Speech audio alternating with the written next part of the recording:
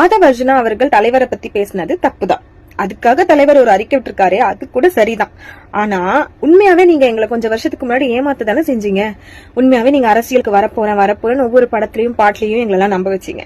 ஆனா இன்டர்வியூ கேட்டா அதுக்கு காலம் பதில் சொல்லணும்னு சொல்வீங்க. இப்ப சொன்ன மாதிரியே அதுக்கப்புறம் கொஞ்சம் வருஷத்துக்கு முன்னாடி நீங்க நாங்க வரப்போறேன் அப்படின்னு பிரஸ் மீட் எல்லாம் விட்டீங்க. கண்டிப்பா ஆட்சி மாற்றம் வேண்டும், இப்படி வேணும் அப்படி வேணும் அப்படின்னு சொல்லி எங்களை பயங்கரமா நம்ப வச்சீங்க. நம்ப வச்சுட்டு கொஞ்ச நாள் கழிச்சு உங்களுக்கு உடம்பு சரியில்லை அதனாலதான் அப்படின்னு சொல்லிட்டு நான் கட்சிக்கு வரல அப்படிங்கறத அறிக்கை விட்டீங்க. இத பிரஸ் மீட்டாவும் நான் வரலங்கறத வெறும் அறிக்கையா மட்டுமே விட்டீங்க. சரி, ஓகே, வயசாயிடுச்சு வரல அப்படின்னு. ஆனா உங்களை நம்பி ரொம்ப வருஷமா உங்களை ஃபாலோ பண்ணிட்டு உங்களை ஒரு இன்ஸ்பிரேஷனா வச்சுக்கிட்டு உங்க கூடயே பின்னாடியே தலைவர் அரசியலுக்கு வந்துருவாரு, மாற்றம் வந்துடும், நம்மளை காப்பாத்த ஒருத்தர் இருக்காரு அப்படிங்கிற மாதிரி உங்களை நம்பி நிறைய ஃபேன்ஸ் இருந்தாங்கல்ல, அவங்களுக்காக நீங்க என்ன பண்ணீங்கன்னு கொஞ்சம் யோசிச்சுட்டு அதுக்கும் ஒரு அறிக்கை விடுங்க. அதுக்கப்புறம் உங்களை நம்பி இருந்தவங்களாம் இப்பயாவது விஜய் சார் பின்னாடி இருக்கவங்க எல்லாம் வந்து எல்லாருமே வந்து மைனர் பசங்க அப்படின்றதும், அப்புறம் சிலர் வந்து அரசியல் தெரியாத தற்கொலைகள் அப்படின்னு எங்களுக்கு எல்லாம் பெரிய பெரிய பேர், எங்களுக்கு இல்ல பொதுவா எல்லாருக்குமே எங்களுக்கும் சேர்த்து நிறைய பேர் எல்லாம் வச்சிருக்காங்க. ஆனா உங்களுக்கு பின்னாடி இருந்தவங்க எல்லாருமே ரொம்ப மெச்சூர்ட் ஆனவங்க தான். யாருமே வந்து மைனர் பசங்க கிடையாது. எல்லாருமே கொஞ்சம் ஏஜ் ஆனவங்க, ரொம்ப மெச்சூர்ட் ஆனவங்க தான் உங்க பின்னாடி நின்னவங்க. ஆனா அவங்கள நீங்க ஏமாத்ததானே செஞ்சீங்க. இப்போ உங்களை மாதிரி ஒரு நடிகரா இருந்து சூப்பர் ஸ்டாரா ஆக வேண்டிய ஒருத்தர், பட் எனக்கு சூப்பர் ஸ்டார் பட்டம்லாம் வேணாங்க, சூப்பர் ஸ்டார்னா ஒருத்தர் தான், தலைவர் தான் சூப்பர் ஸ்டார், எனக்கு அந்த பட்டம் வேண்டான்னு சொல்லி அதே உங்களுக்கு நிகரா இருக்க ஒருத்தர் எனக்கு இந்த பணம் வேண்டாம், எனக்கு இந்த என்ன சொல்றது, இந்த எதுவுமே எனக்கு வேண்டாம், நான் இப்ப இருக்கிற எந்த இதுவுமே எனக்கு வேண்டாம், இவ்வளவு செஞ்ச மக்களுக்காக நான் ஏதாவது செய்யணும்னு நினைக்கிறேன் அப்படின்னு சொல்லி ஒருத்தர் வந்து அரசியலுக்கு வந்திருக்காரு. அவருக்கு வந்ததுக்கு நீங்க அவருக்கு சப்போர்ட் பண்ணலனா கூட பரவாயில்ல, பிகாஸ் ஆப்வியஸா வந்து இப்போ இருக்கிற டைம்ல நீங்க சப்போர்ட் பண்ணீங்கன்னா உங்களுக்கு தான் பிரச்சனை, எங்களுக்கு அதெல்லாம் புரியுது. ஆனா அட்லீஸ்ட் அவருக்கு ஆப்போனண்டா எதுவும் பண்ணாம இருக்கலாம் இல்லையா. உங்களை பத்தி ரொம்ப கேவலமா கொச்சையா அசிங்கமா பேசின பல பேரை நீங்க வாயை மூடிட்டு நகர்ந்து போயிருக்கீங்க. ஆனா ஆதவ அர்ஜுனா சார் பெருசா என்ன பேசிட்டாருங்கிறதுக்காக நீங்க அவர் மேல வந்து இப்படி ஒரு அறிக்கையும் காலம் வெல்லும் காலம் பதில் சொல்லணும்லாம் சொல்றீங்க. சரி, உண்மைதானே அவர் சொன்னாரு, நீங்க உண்மையாவே வரேன்னு சொல்லிட்டு ஏஜென்ட் கூட சேர்ந்து நீங்க வரலன்னு இஷ்யூ பண்ணீங்க தானே, சோ அததானே அவர் சொல்லியிருக்காரு, அதுல இருந்து தப்பு. எவ்வளவு கேவலமா பேசினவங்க எல்லாம் ஏன் மன்னிச்சிட்டீங்க. சரி, ஓகே. கரூர் ஸ்டாம்பேட் பத்தி பேசும்போது நெக்ஸ்ட் 10 மினிட்ஸ்ல நீங்க ஒரு ட்வீட் எல்லாம் போட்டீங்க. இப்போ ரீசெண்டா வந்து தூத்துக்குடியில ஒரு பொண்ணை வந்து ரேப் பண்ணிருந்தாங்க, அதுக்கு ஏன் நீங்க வந்து வாயே திறக்கல சார். அதுக்கப்புறமா அதுக்கு முன்னாடி ஒரு 10 நாளைக்கு முன்னாடி ஒரு 2 வயசு குழந்தைய ரேப் பண்ணிருந்தாங்க, அதுவும் ஒரு டிஎம்கேவை சார்ந்தவர்னு சொல்றாங்க, அதுக்கு ஏன் நீங்க வாயே திறக்கல.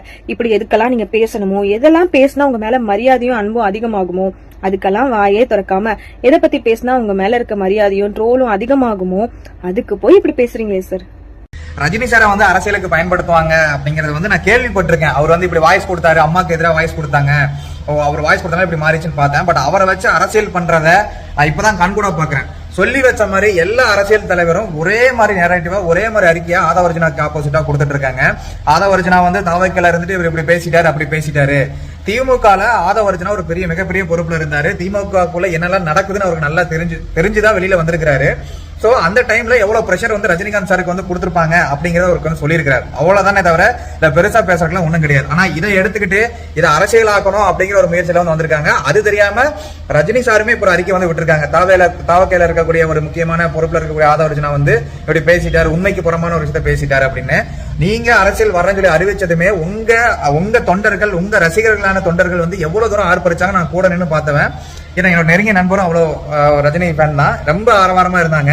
ஆனா நீங்க வரலன்னு சொன்னதுமே அதுக்கு எப்படி எல்லாம் பண்ணாங்க அப்படிங்கிறது தெரியும். அது ஏன் எதுக்கு அப்படிங்கிறது வந்து உண்மை உங்களுக்கு மட்டுமே தெரிஞ்சது.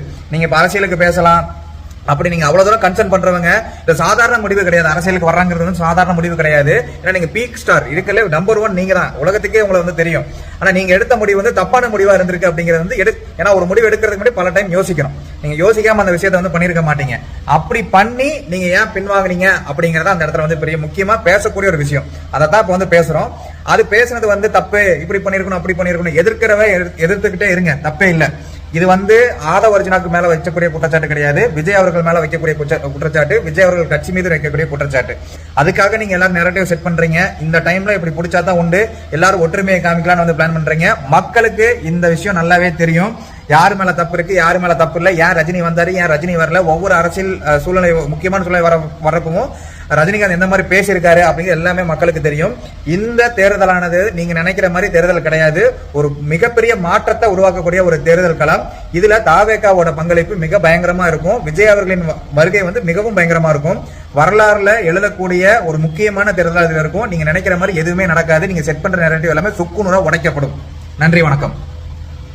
ஐயா ரஜினிகாந்த், கொஞ்சமாவது பெரிய மனசன்மையா நடந்துக்கோங்க. நாட்டுல அவ்வளவு பிரச்சனை போயிட்டு இருக்குது, அதுக்கெல்லாம் ஒரு அறிக்கை கொடுக்காம சில்லறத்தாம ஆதவர்ஜன் ஏதோ ஒன்று சொல்லிட்டாருன்ட்டு அதுக்கு ஒரு அறிக்கை கொடுத்துட்டு இருக்கிற.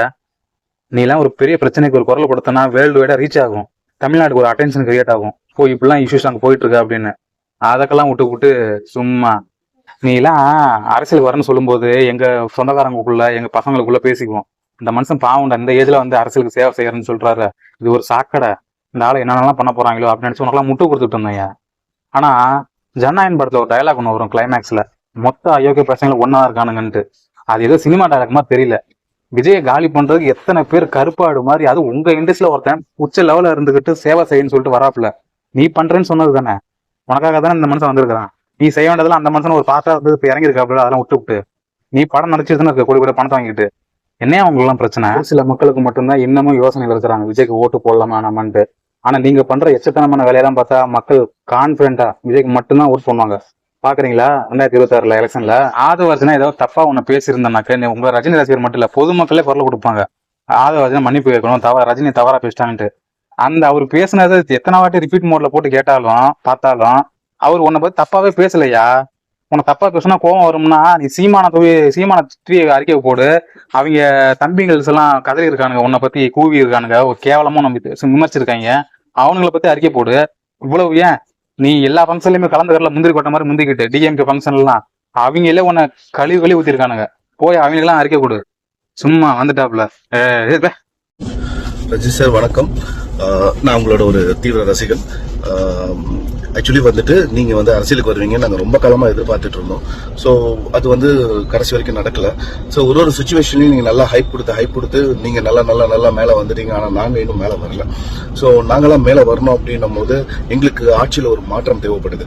ஸோ இது வரைக்கும் இருந்தவங்க எதுவுமே பண்ணல, அவங்க வந்து பண்ணவும் போறது கிடையாது. பிராக்டிகலி அவங்க வந்து ஃபர்ஸ்ட் 10,000 கோடி இருந்தவங்க 20,000 கோடி சம்பாதிச்சாங்க, இப்ப லட்சம் கோடியில பேசிக்கிட்டு இருக்காங்க. இவங்களெல்லாம் நம்பி நாங்க அடுத்த தலைமுறையை எப்படி கொண்டு போறதுன்னு எங்களுக்கு ஒன்றும் புரியல. ஸோ அதனால ஒரு சேஞ்ச் கொடுக்கணும் அப்படின்னா அது இப்ப இருக்க சூழ்நிலையில நம்ம விஜய் மட்டும் தான் எங்களால கொடுக்க முடியும் அப்படின்ற ஒரு நம்பிக்கை எங்களுக்கு இருக்கு. ஏன்னா நீங்க கடைசி வரைக்கும் வரல. சோ அப்படி இருக்கும்போது நீங்க கொடுத்த ஒரு ஹைப் இருக்கு இல்லையா, அந்த ஒரு சின்ன ஏமாற்றம் எங்க எல்லாருக்குமே கொடுத்த ஏமாற்றத்துக்கு ஒரு மாறா அதுக்கு வந்துட்டு நீங்க ஒரு போல்ட் டிசிஷன் எடுத்து உங்களுடைய ஆதரவை வந்து விஜய்க்கு நீங்க கொடுத்தீங்க அப்படின்னு சொன்னீங்கன்னா எங்களுக்கு வந்துட்டு ஒரு மாற்றம் கிடைக்கும் கண்டிப்பா. அதே மாதிரி நீங்க கொடுத்த ஏமாற்றத்துக்கும் எங்களுக்கு ஒரு சின்ன ஒரு கைமாறா இருக்கும். அதை நீங்க கொஞ்சம் மனசு வச்சா கண்டிப்பா பண்ண முடியும். பிரசிடன்ட் சார் கொஞ்சம் ட்ரை பண்ணுங்க.